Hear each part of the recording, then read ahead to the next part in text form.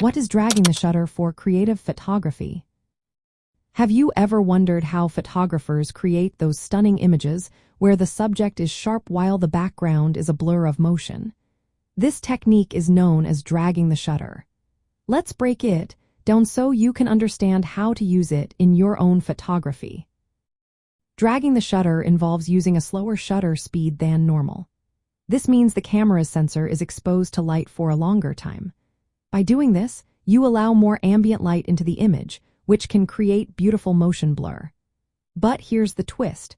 You also use a flash to freeze the main subject in place. This combination results in a dynamic effect where the subject looks crisp and well lit, while the background shows trails of light or movement.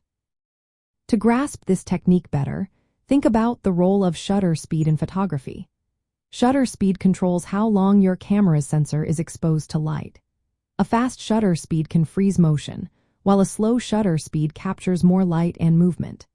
Dragging the shutter takes advantage of this by using a slow shutter speed to capture ambient light and motion blur, while the flash fires at just the right moment to illuminate the subject sharply. In practical terms, you can achieve dragging the shutter by setting your camera to manual mode. Choose a slow shutter speed, like 1/4 of a second or longer, depending on the effect you want. Then, use a flash to freeze the subject at a specific point during that exposure.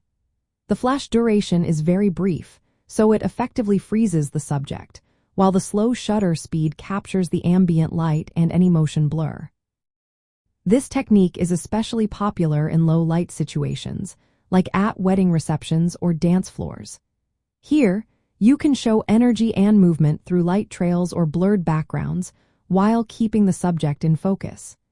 It can also be used in portrait photography to add visual interest by combining sharpness with motion effects. When using dragging the shutter, there are a few key points to keep in mind. First, you need to have manual control over your shutter speed and flash settings. Second, the shutter speed should be slower than usual to effectively capture ambient light and motion. Third, the flash must be timed perfectly to freeze the subject, preventing any blurriness. Balancing the shutter speed with the flash power is essential to avoid overexposing or underexposing your image.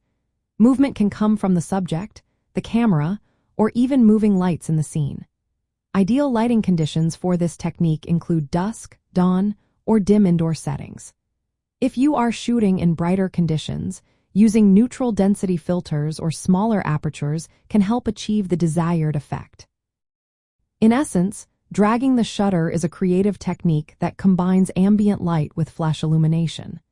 This approach allows you to produce images that convey both sharpness and a sense of dynamic movement. By mastering this technique, you can expand your skills within the exposure triangle and create captivating photographs that stand out.